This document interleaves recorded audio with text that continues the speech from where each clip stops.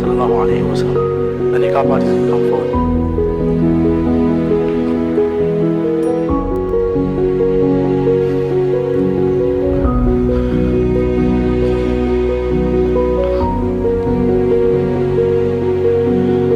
Our masjid's famous black bag, whenever we see it, we remember Marhum Rashid Bhai Patel. May Allah Ta'ala fill his qabr with noor. I'm the request of brothers, inshallah, try and read some portion of Quran and send Ithali Sawab. Allah fill his qabr with noor. Arshad Muhammad, Quram Sheikh, some Muhammad Ali Khan,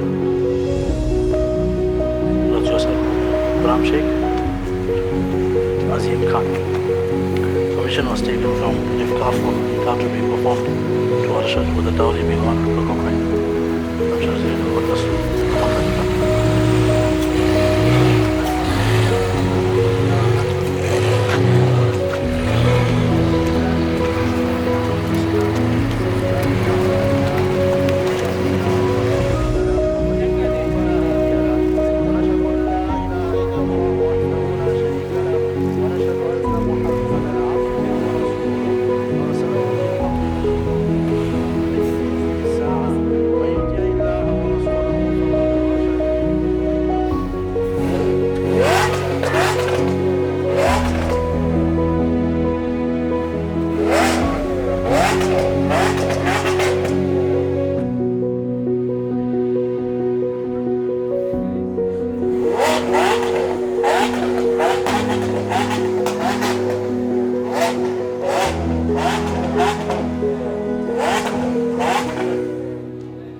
Right, ladies and gentlemen, Arshad is here. That's what was all the noise was about outside. And of course, he's now at the entrance, paying his dues to enter this venue. That's all happening right now. But also, Arshad has a special song that he selected that he's going to be walking to the venue with. So if the DJ would get that in readiness, I'll announce when he's walking in.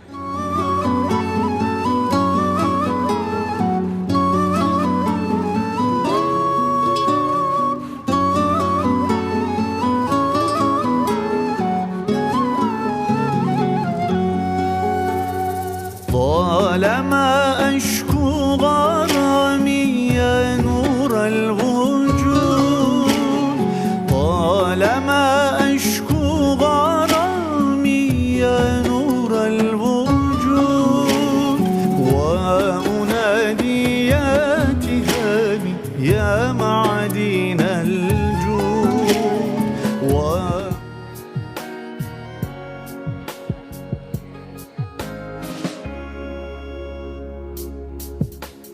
Yeah, he is Arshad Muhammad.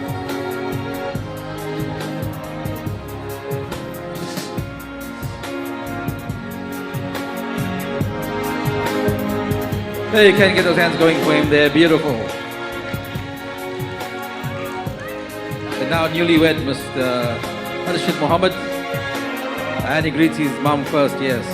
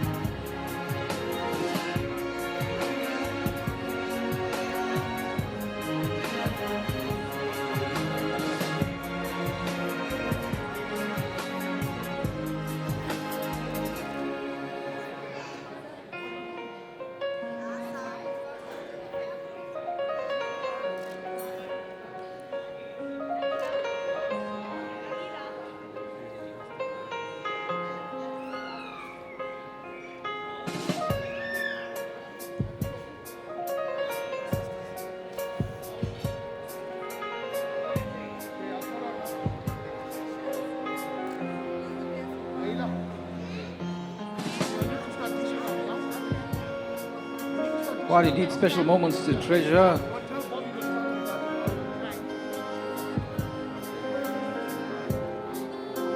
As Arshad, the boy, becomes a man today, and he weds his beautiful bride, Rifqua.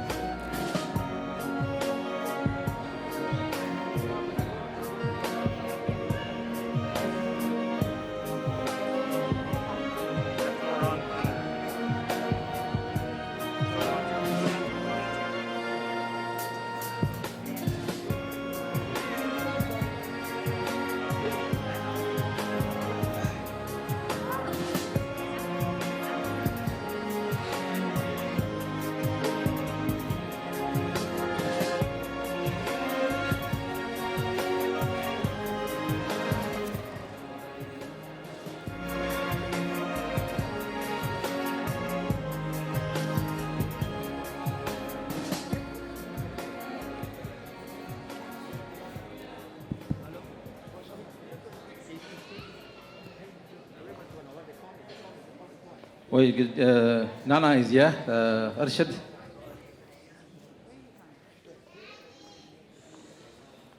This is Farooq Jasha. I'm still alive.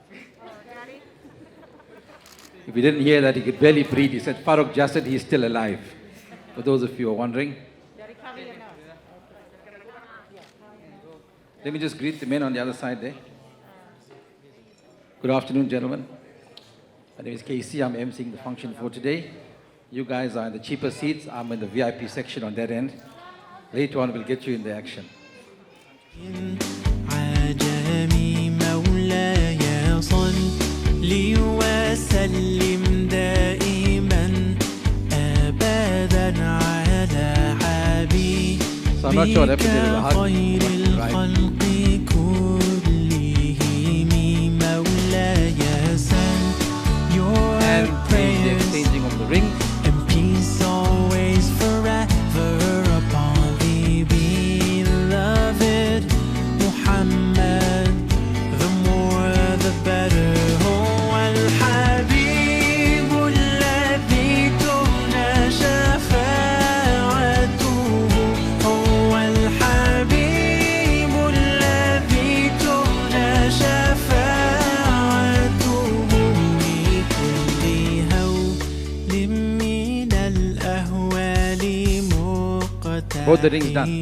مولاي صل وسلم دائما أبدا على حبيبك خير الخلق كلهم مولاي سل. I think we can give them a small round of applause there. They got their 2 rings on. Exchange of the rings all done. beloved Muhammad. The more the Right, so better. right now we're going to go into our dua. And we're going to follow on Mulana Yazid, who's already armed with his microphone, who will lead us in prayer.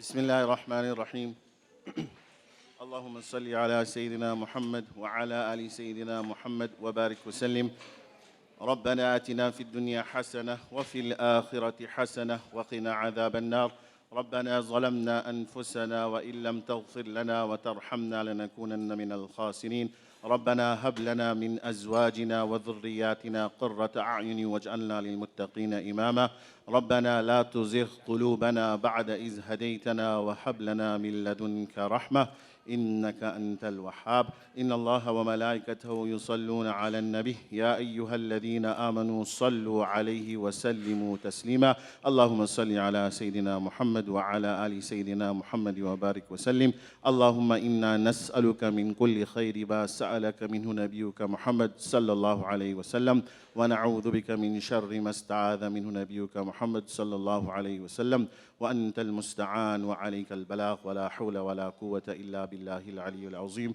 بفضل سبحان ربك رب العزة أما يصفون وسلام على المرسلين والحمد لله رب العالمين.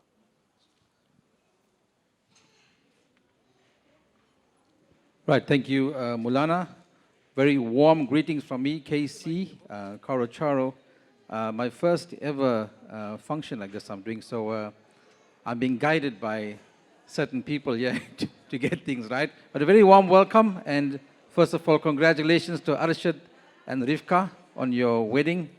Awesome. And on behalf of the participating families, the Muhammad family and the Sheikh family, a very, very warm welcome. We do have a couple of speeches to go through, as is customary with functions like this. They will be kept short, as we have awesome meals by Solly Manjara caterers to go through. Our very first speaker is going to be, let me just get it. I know her name is eldest sister, Laika Mohammed. Laika is here, and she's going to be our first speaker for this afternoon. You can use that.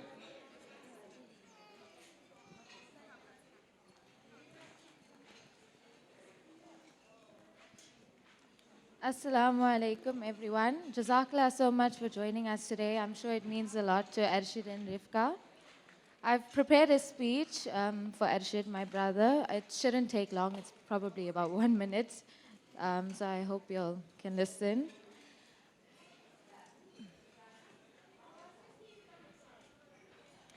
Arshad, as kids growing up, myself, Arshad, and our younger sister, Naila, were very close in age. Looking back at our childhood, I have realized that I was more like the brother that Arshad never had, and Naila was always his little baby sister. I constantly used to wear his clothes and at some point wanted to be just like him. We used to ride bicycles together every Sunday, go quad biking together.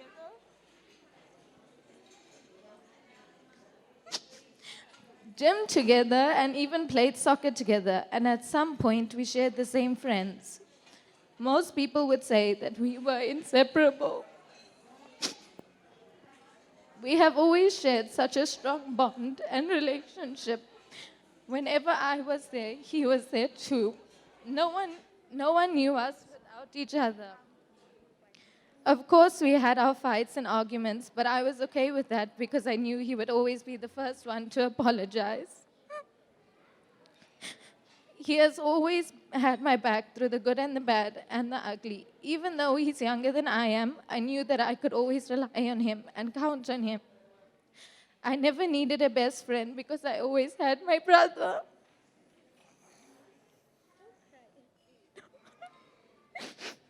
And even though he's found his new best friend in Rifqua, I know that our times together will forever be cherished. You've reached the next stage in your life where it's time to make new memories. I love you, my baby brother, and I wish you nothing but the best for the future, as you deserve nothing less. To Arshad and Rifqua, let me be the first to say that I can't wait to make new memories with both of you and share good times with both of you. Thank you.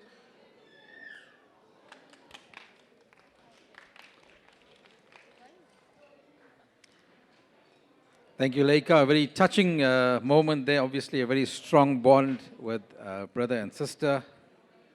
Not found very often in today's families. So, big ups to the families, the Jasad family, and mom and dad, and all raising these kids in this wonderful way. Thank you very much to Laika Mohammed. Our next speaker, forgotten his name last, Arshad. Arshad, who's your best friend? Who knows who's Arshad's best friend? Hey? Camille. No, she is now. Okay, your male friend before. Always your best friend. Okay, Rifqua was always his best friend. That's the correct answer, I think, yeah. All right, who's your partner in crime then? She is. Okay, who's the second guy in your life that you want to speak on your wedding, shall we say? Cam's.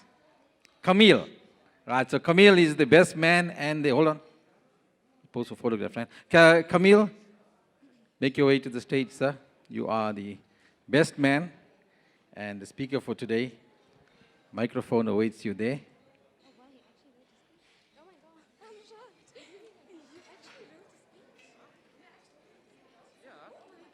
I'm a good guy. That's not a lot, actually. No, it's fine, I got it. Right, be prepared. Camille's got a big page there, got 4 pages there. So just hold on. No, only one. I was told to keep it very short and brief. Go for it. Oh. Assalamu alaikum to one and all. Firstly, let me take a moment to welcome each and every one of you to the nikah lunch of Arshad and Rifqua. Also, please can we give a round of applause to our gracious hosts, Afzal and Shamila, as well as everyone involved in making this special day possible for Arshad and Rifqua. You all have really done a superb job. A round of applause, yeah. I think well deserved. For those of you who don't know me, my name is Kamil. I am Arshad's eldest cousin and Rifqa's brother-in-law, and now evidently Arshad's brother-in-law as well. I have been asked by Aunty Shamila to give a speech today as Arshad's best man. I was also asked to keep it as brief as possible as it is Friday lunch and everybody's hungry, and I can go on talking for hours. I have known Arshad for his entire life, literally. I have seen him at his highest and at his lowest points. However, today I must say is his highest moment. I have not seen him more happier, unless you were driving the Lamborghini. Then, yeah. Arshad and I have a particularly good relationship. One can say we are more brothers than cousins. I being the older, more mature one, and him being the smaller, more immature and irritating one. Although I must say in these last few months, he has really grown up and matured. The step he has chosen to take in his life wasn't an easy one for him. For starters, he had to prove himself to members of our family that he was in fact ready for marriage and all that it came with, as well as proving himself to his in-laws, or should I say our in-laws now, that he is capable of taking care of their precious daughter. And from what I've seen in the past few months, he has really proved himself above and beyond. There have been many ups and downs along the way, but is that not what life is about? I'm just glad that it has ended on the high point and we are all here today to celebrate this wonderful occasion with the happy couple. To Arshad and Rifqua, I will face you all when I say this one. Marriage is not always going to be easy. There will be ups, there will be downs, and you cannot avoid that as much as you try. However, in saying that, the only piece of advice I can give to you all personally is that don't worry about the low points. Rather find a way to work through them with your partner and overcome them. I wish you both nothing but the best for this next step of life in your journey in your life.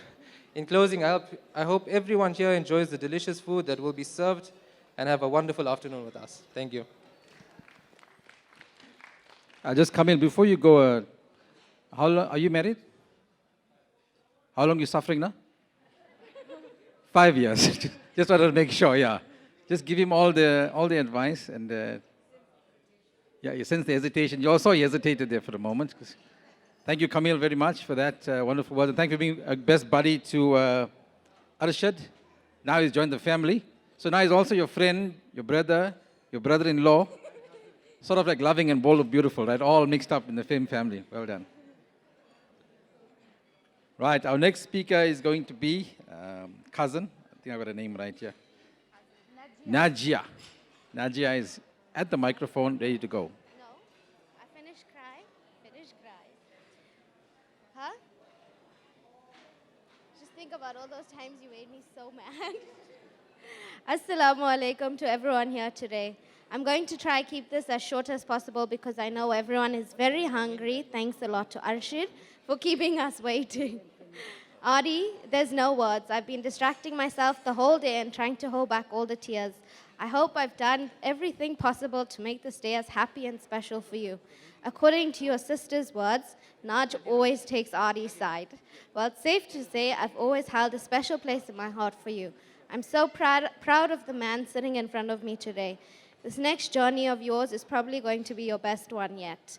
Just a few words, but it's not from personal experience, so don't take my word for it as it's not the one-all be-all. This next chapter in your life is going to come with a lot of joy, a lot of happiness and love.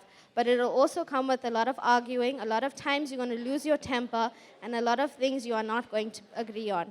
But just remember, Rifqua is most probably right, so it should be easy from there. Just apologize first. But on a serious note, I'm so happy for you, and always remember I love you very dearly. I will always have a soft spot for you, and I'm always on your side. To the newest member of our family, firstly, I'd like to say, you didn't give baby Mohammed much of a chance to reign as the newest member of our family, but I'm sure he'll forgive you. On behalf of all of Adi's cousins, we hope that we've welcomed you into our homes with open arms. We know that you've got a lot coming your way because we've spent a fraction of Adi's life with him, and all we can say is good luck. He's your problem, not ours. We hope you know that you're one of us now, so that comes with a lot of tears, a lot of drama, but also a lot of laughter and a lot of love. At times, we are going to get on your nerves, but we'll always overcome it, and we'll always have your back. And last but not least, just a small little message from me. I welcome you as our newest sister, especially mine. I hope we have made this occasion special for you, too. I hope you know that we all love you very dearly, and we won't be giving you as much of a hard time as we gave Abida. So I'm sure you should be happy about that. To Rifqa's family, I know this cannot be easy for you because it comes with a lot of tears, but also a lot of happiness. Auntie Arifa and Uncle Ghulam, we promise to love your daughter as our own. We promise to ensure she is always happy and always smiling. We will do everything we can to make sure she never cries any tears because of us. We will look after her, and our home is now your home. I couldn't be happier to be sharing this day with the both of you. I love you both very much, and I'll always be a phone call away. Thank you. Thank you, Najia. Well done. Beautiful speech there.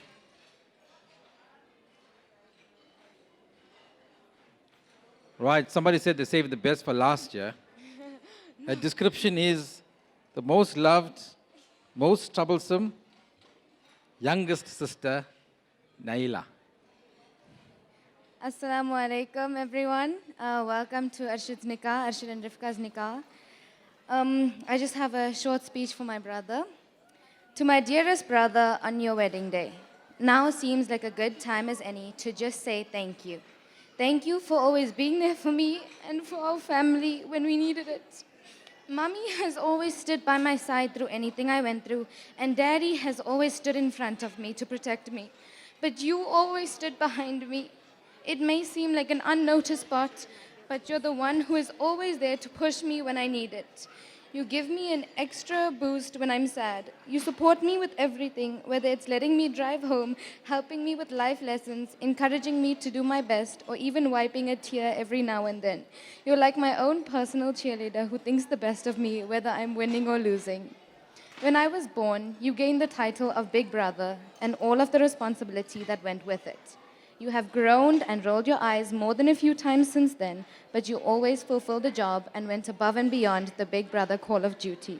And because of that, my job is mostly to annoy you to no end, because what else are little sisters for?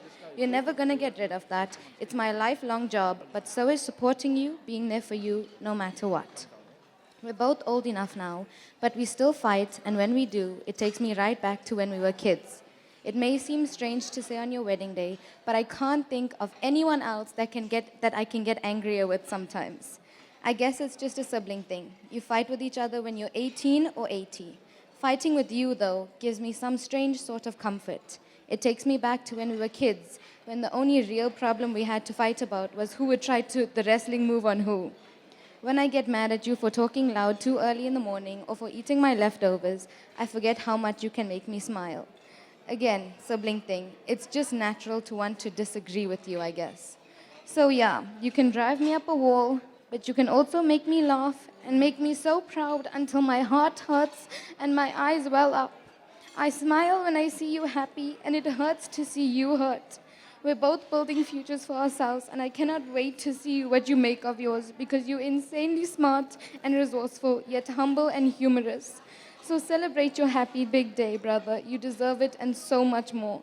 I love you to the moon and back, to infinity and beyond. And although I risk sounding too cliche, with all my heart, I make dua that Allah grant you and my new sister Rifqua a long, happy marriage, as well as everything your hearts desire.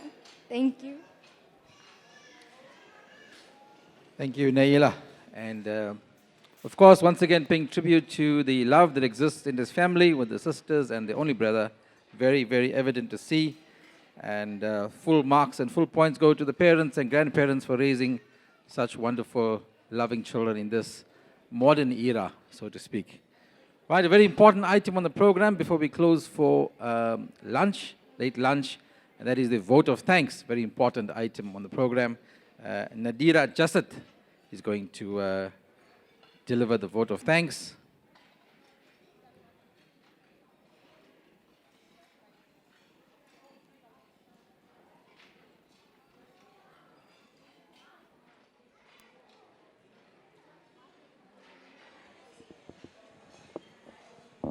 Assalamu alaikum.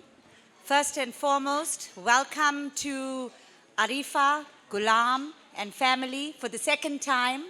We're very, very happy to have you all here, and I hope you're all enjoying lunch. The first big thank you must always be to my mother and father, Farooq and Hawa Jasad, the most important people at this function today, particularly my father. My mum, well, nothing can happen without her. So everything you all are enjoying is because my mother's put it there. Otherwise, we would be in serious trouble, Shamila and I. The next vote of thanks must go to Shamila and Afzal. Well, have done a splendid job over the last 2 days. Everybody's thoroughly enjoyed themselves. And from what I can see, everybody's enjoying the food. A very, very special thank you to Auntie Chantal and Cameron for the beautiful decor, always putting things together for us so beautifully and so quickly. Thank you very much. Much appreciated. I would also like to thank the rest of the family, and everybody knows who participated. But most importantly, I'd like to thank Arshad for becoming the man that we hoped he would be someday. You have a lovely girl sitting next to you. Please take good care of her. And Arifa, Ghulam, y'all have nothing to worry about. I think we've shown y'all with number 1. We'll be able to do it with number 2 too. So thank you to everybody who came, and please enjoy the function with us. Once lunch is done, please note there is a tea table, a tea garden to the left. Please will everybody enjoy some tea and cakes before you depart. Safe travels home. Thank you. Thank you very much, Ms. Jasad. I'm going to go off the program right now and say these are very special moments, and generally parents of the grooms don't want to speak. But right in front of me I have Ms. Jasad, who is the mother of the bride, of the groom, sorry. And these moments will never come again in your life. You either take it now or you let it pass by. I've already been paid for this gig, so you can't keep my money away from me. So if you'd like to say a few words to your son on this his auspicious day, now's the moment.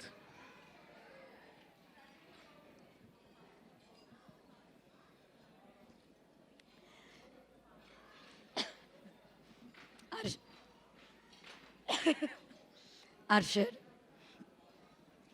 you know, over the last few weeks, I have not been well.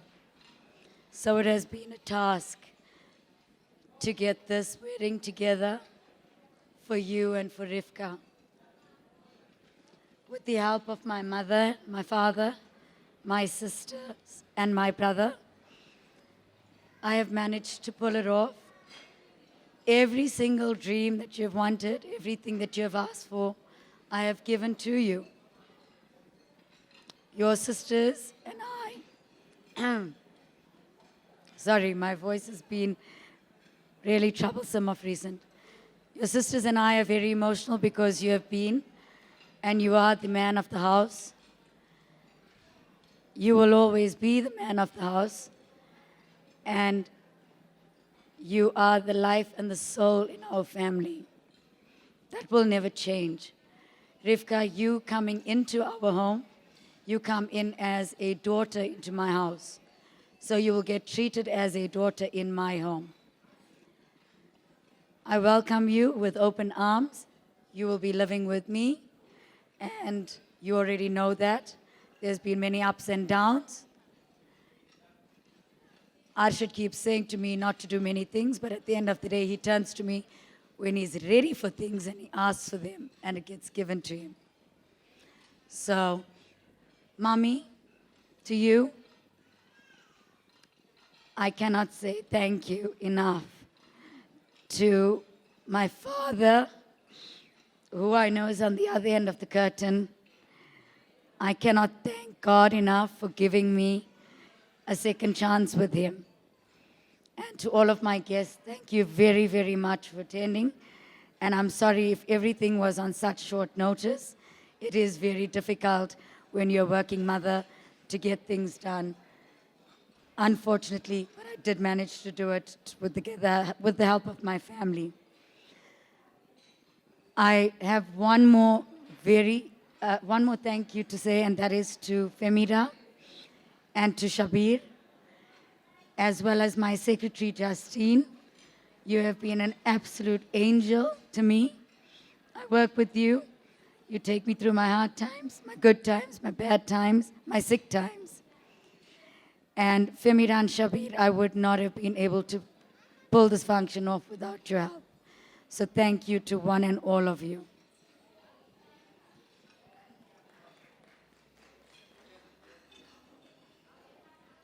I leave the rest to you. Right, thank you, Advocate Jasset. That's how I want to address you. We've reached the end of formalities right now. Your late lunch, early supper is being served.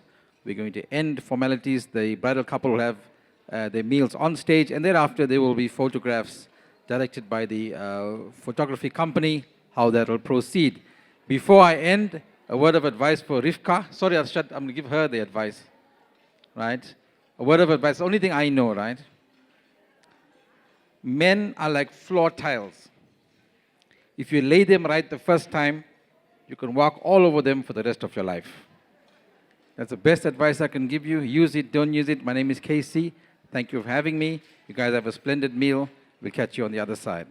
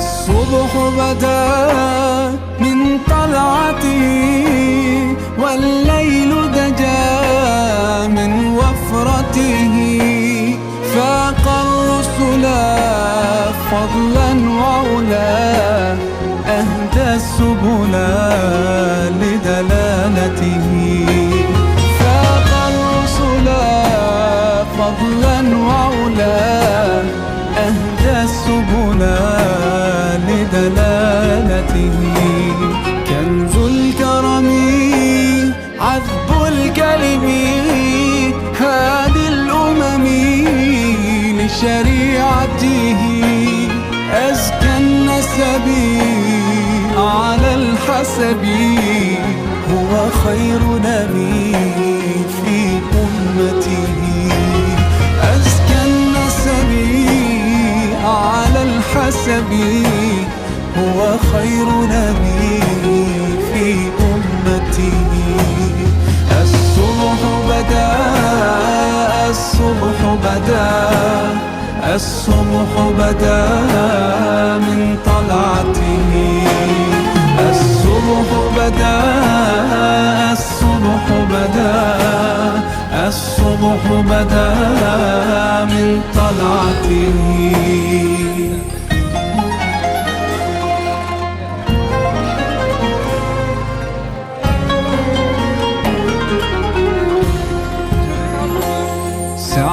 الشجر نطق الحجر شق القمر بإشارته جبريل أتاه ليلة أسرى والرب دعاه لحضرته جبريل أتاه ليلة أسرى والرب دعاه لحضرته نال الشرفا والله عفا عما سلفا من أمته فمحمدنا هو سيدنا فالعز لنا لإجابته فمحمدنا هو سيدنا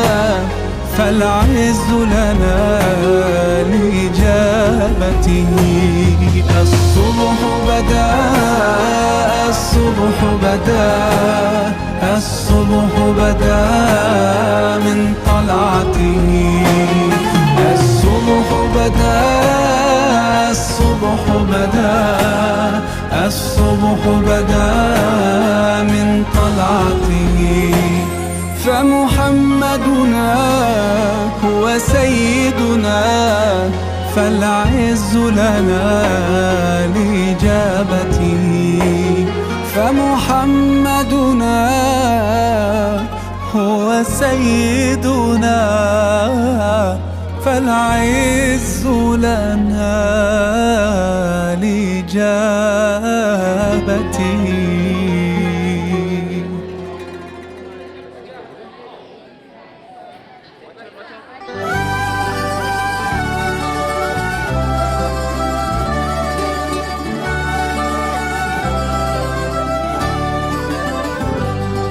اللهم صل على المصطفى حبيبنا محمد عليه السلام اللهم صل على المصطفى حبيبنا محمد عليه السلام أنا ماني فياش واش عليا مني نقلق من رزقي لاش والخالق يرزقني أنا مالي فيهاش واش عليا مني نقلق من رزقي لاش والخالق يرزقني الله الله الله الله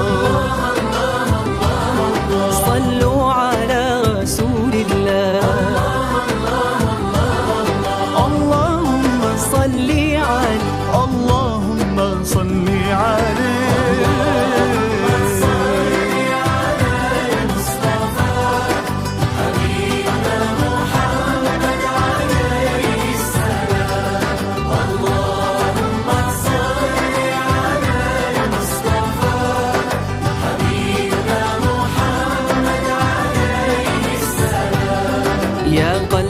ثق بالله فهو المعطي المانع وارضى بقضاء الله إنك لله رجاء ماذا في علم الله الخير في الواقع واقنع بالشيء بلاش من يقنع يستغني الله الله الله الله ولا ما في قلبي غير الله اللهم صل عليه اللهم صل عليه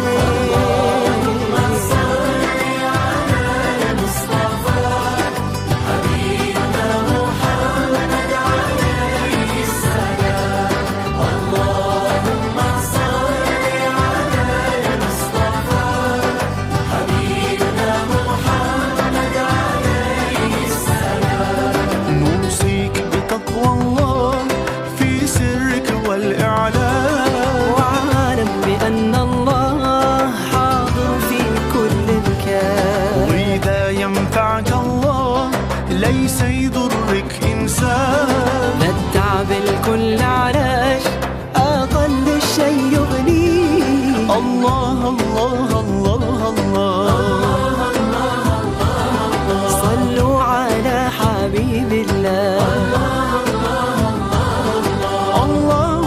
صلي عليه وآله. اللهم صل على المصطفى حبيبنا محمد عليه السلام. اللهم صل على المصطفى حبيبنا محمد عليه السلام. اللهم صل على المصطفى حبيبنا محمد عليه السلام.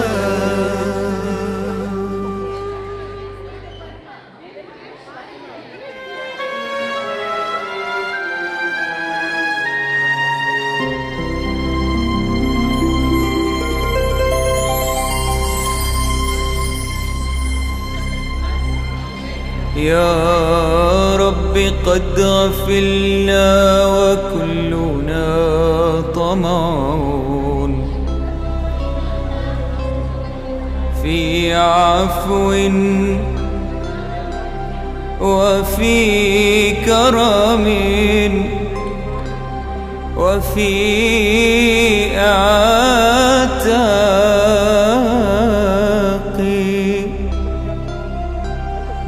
وجنة مع سيد البشر ندعوك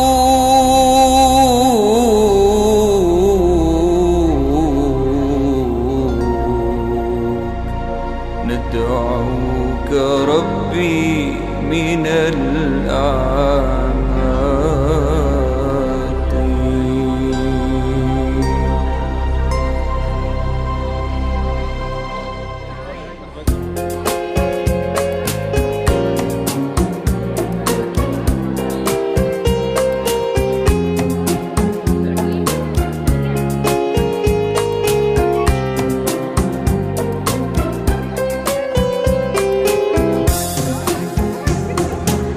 لو كان بيننا الحبيب لدنا القاصي والقريب من طيبة قبل المغيب طالبا قرب الحبيب بقربه النفس تطيب وتدعو الله فيجيب أنوار طه لا تغيب بلغنا لقاه يا مجيب.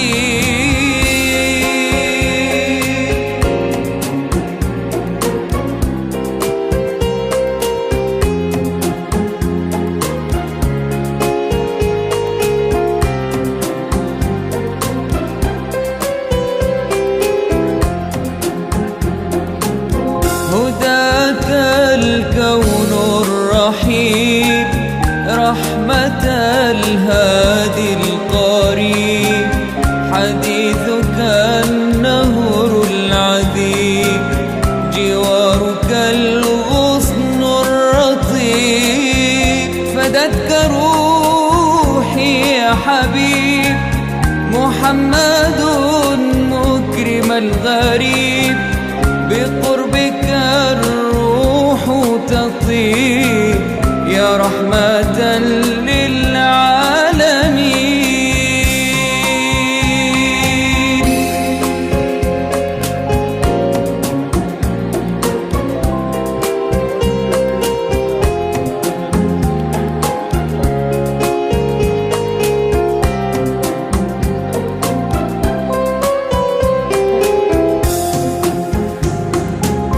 يا حبيبي يا محمد يا طبيبي يا ممجد أنت ذو الفضل المؤيد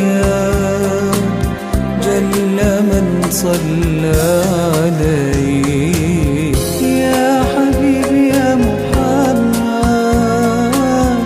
يا طبيبي يا ممجد أنت ذو الفضل المؤيد جل من صلى عليك. يا حبيبي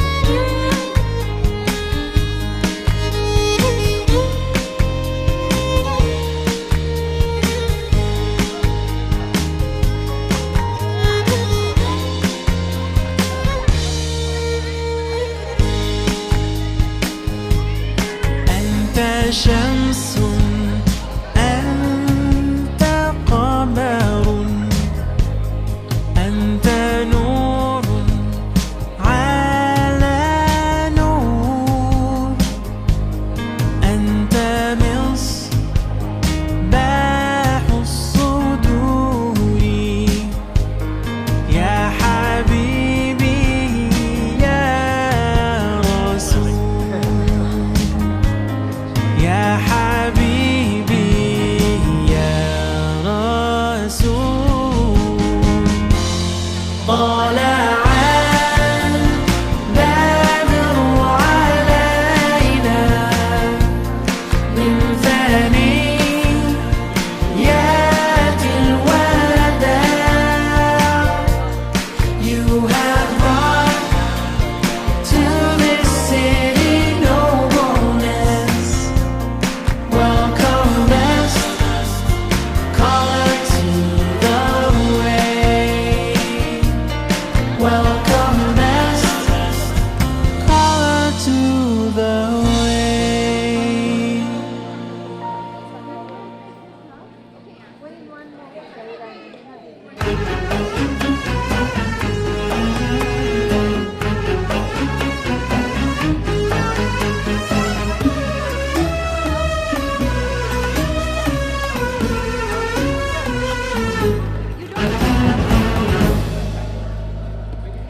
رقت عيناي شوقا ولطيبة ذرفت عشقا فأتيت إلى حبيبي فاهدأ يا قلب ورفقا صلي على محمد. السلام عليك يا رسول الله، السلام عليك يا حبيبي يا نبي الله،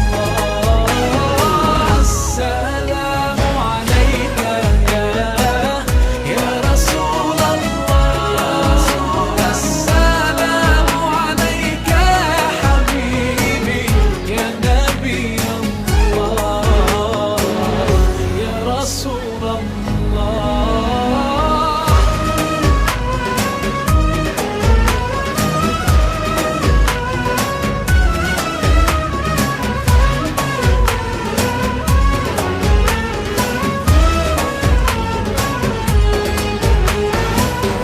قلب بالحق تعلق وبغار حراء تألق يبكي يسأل خالقه فأتاه الوحي فأشرق. اقرأ اقرأ يا محمد. السلام عليك يا رسول الله، السلام عليك يا حبيبي يا نبي الله، السلام عليك يا رسول الله، السلام عليك يا حبيبي يا نبي الله يا رسول الله.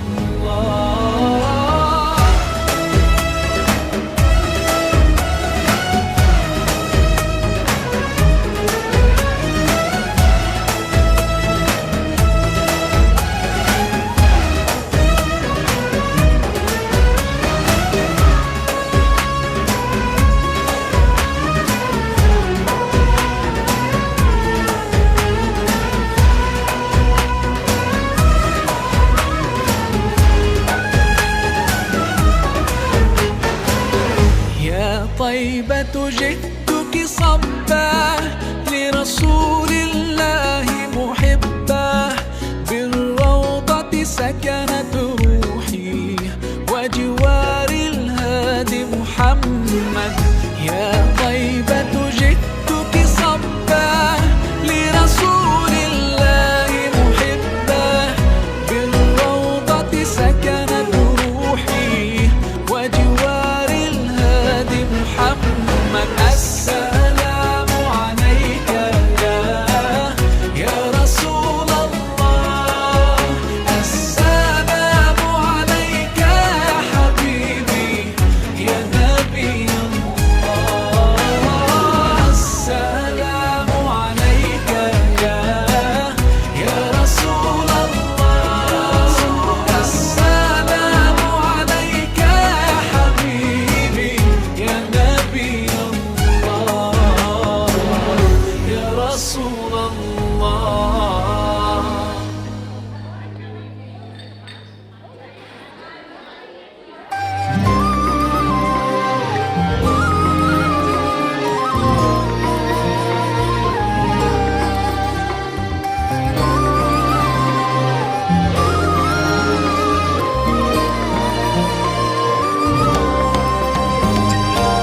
بتعقد ليه في حياتك وبتحزن وتتأثر؟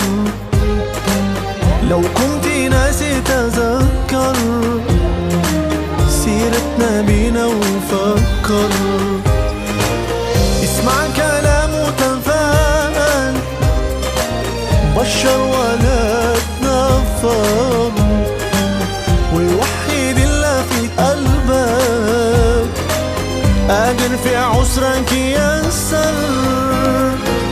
صلي على النبي وتبسم، ده النبي تبسم وتبسم، ده النبي تبسم.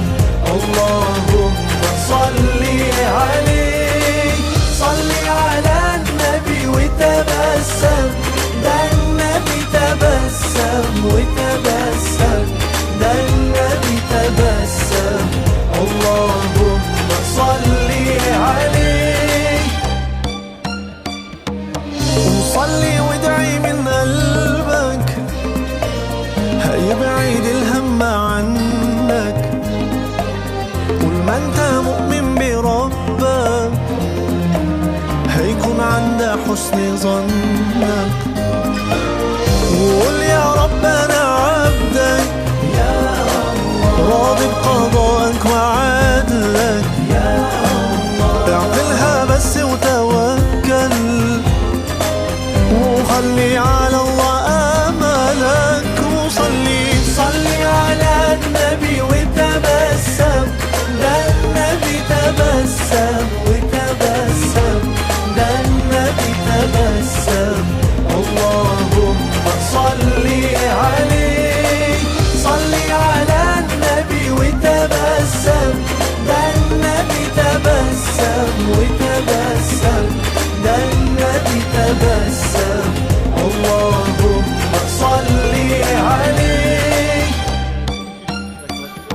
جبت اليأس منين قول لي إيمانك فين كله بأمر الله والعسر بين يسرين جبت اليأس منين قول لي إيمانك فين كله بأمر الله والعسر بين يسرين صلي على النبي وتبسم ده النبي تبسم وتبسم ده النبي تبسم اللهم صلي عليه صلي على النبي وتبسم ده النبي تبسم وتبسم ده النبي تبسم اللهم صلي عليه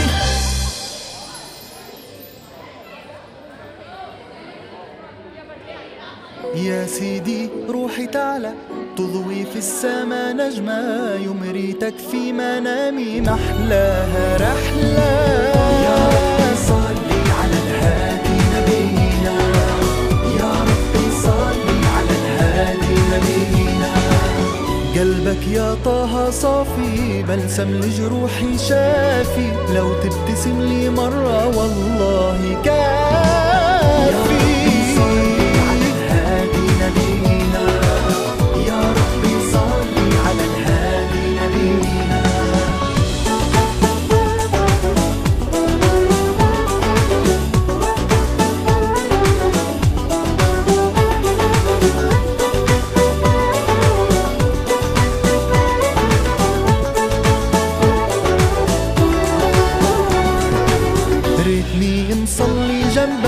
ونرتل آية آية روي يا طه قلبي رحمة وهداية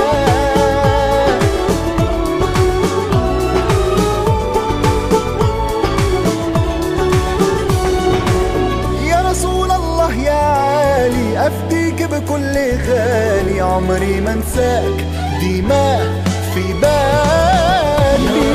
صلي على الهادي نبينا يا ربي صلي على الهادي نبينا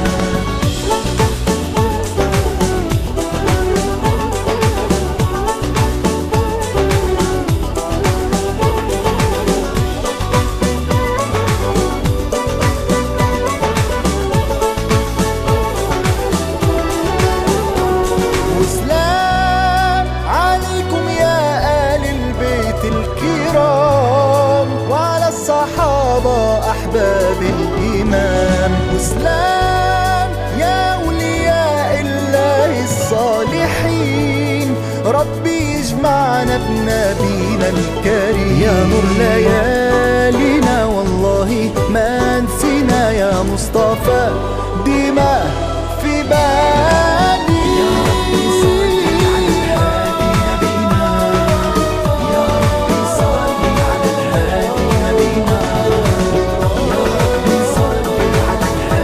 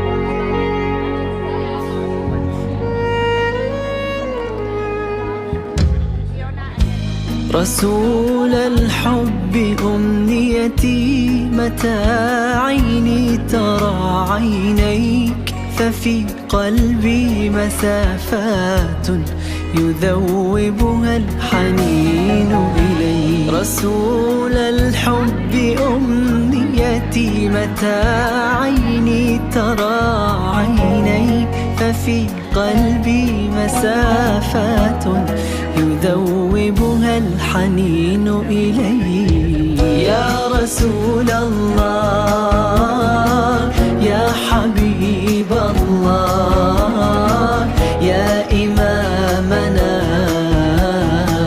يا محمد صلى الله عليه وسلم. يا رسول الله يا حبيب الله يا شفيعنا يا محمد صلى الله عليه وسلم.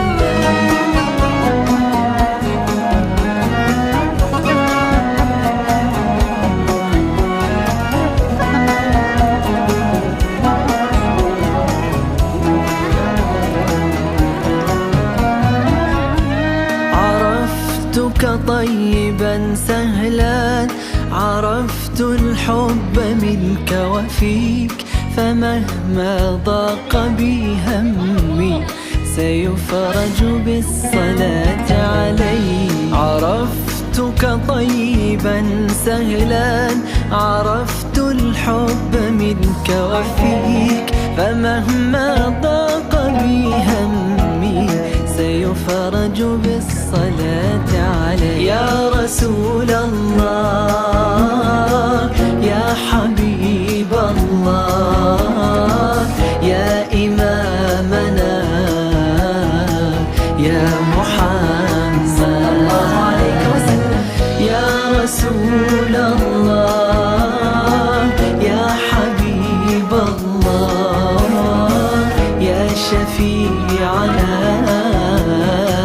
يا محمد صلى الله عليه وسلم. غرست الحب في الدنيا فحن الجذع بين يديك وسبحت الحصى شوقا وإيمانا على كفيك. غرست الحب في الدنيا فحن الجذع بين يديك وسبحت الحصى شوقا وإيمانا على كفيك.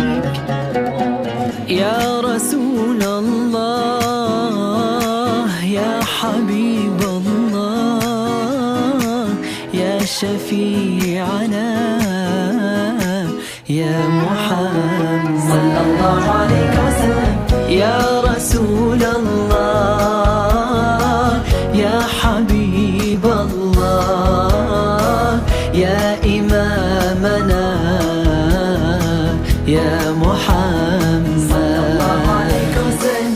يا رسول الله يا حبيب الله يا شفيعنا يا محمد.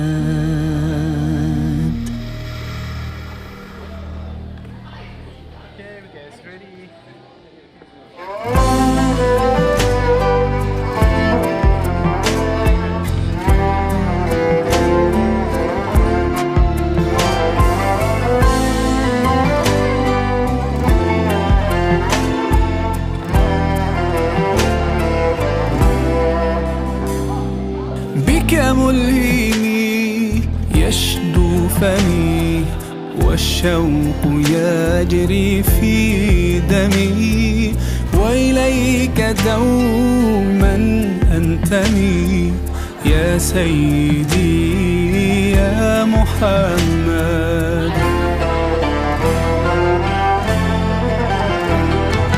قلبي المتيم كلما صلى عليك وسلم ذاق السعادة مغرما يا سيدي يا محمد.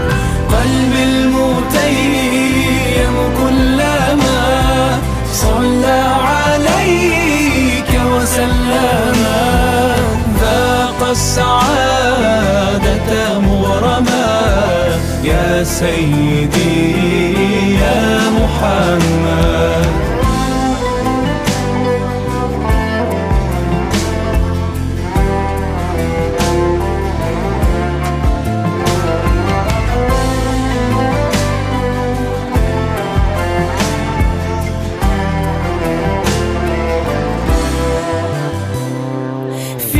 مهجتي عشق دفين وبدمعتي زاد الحنين بك أهتدي في كل حين يا سيدي يا محمد. قلبي المتيم كلما صلى وسلم ذاق السعادة مغرما يا سيدي يا محمد.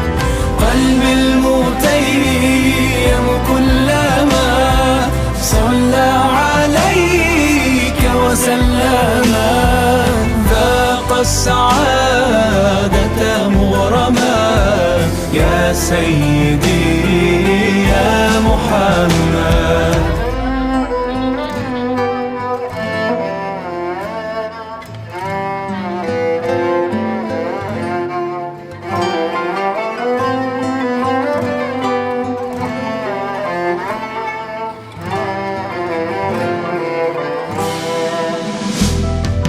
قلبي المتيم كلما صلى عليك وسلم ذاق السعادة مغرما يا سيدي يا محمد.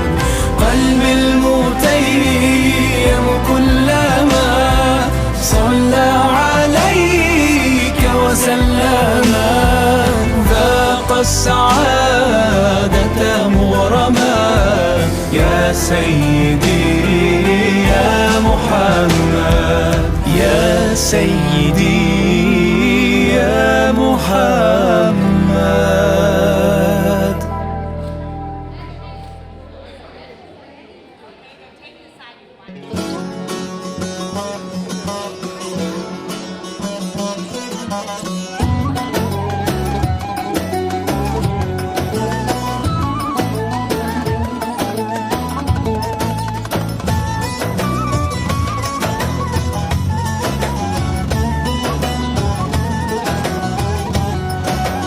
عشت والشوق بأهوى حبيب النبي مذ كنت طفلا صبي قلبي وروحي فداك. كما عشت والشوق بأهوى حبيب النبي مذ كنت طفلا صبي قلبي وروحي فداك.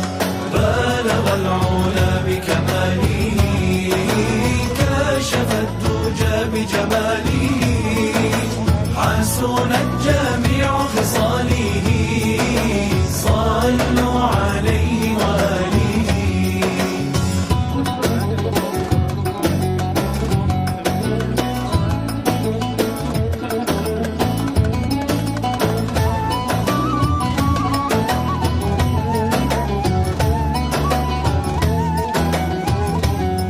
هو سيدي المصطفى هو قدوتي وكفى هو من غدا ذكره لحنا بكل الشفاء. هو سيدي المصطفى هو قدوتي وكفى هو من غدا ذكره لحنا بكل الشفاء. بلغ العلا بكماله كشف الدجى بجماله حسنت جميع خصاله صلوا عليه وآله. لو مر في مسمع طه جرت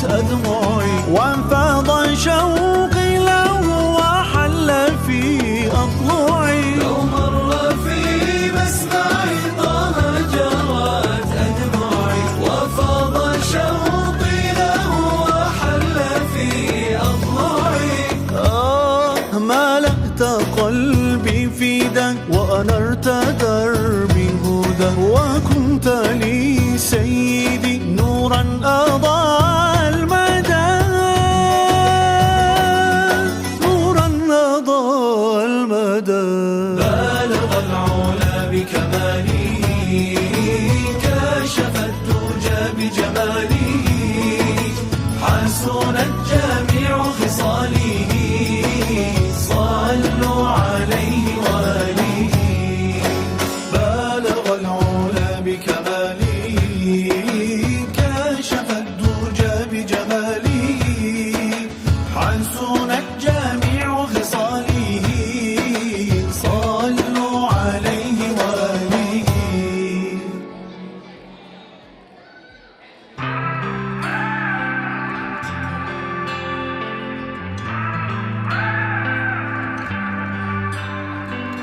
Oh, you came into this life, brought up as an orphan child through a time of deep despair.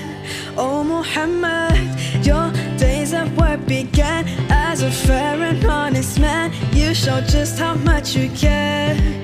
And one night in that cave, when the archangel came, and your life in this world will never be the same. Rasulullah, Habiballah, your light is always showing me the way. Rasulullah, Habiballah, I'm longing for the day I see your face. You brighten up my day, and in my heart you'll stay. With every breath I take, I'll never leave your way. Eyes that could light up any soul, you became the chosen one to proclaim the word of God. Oh Muhammad, in the brightness of the sun or the stillness of the night, you would never ever stop.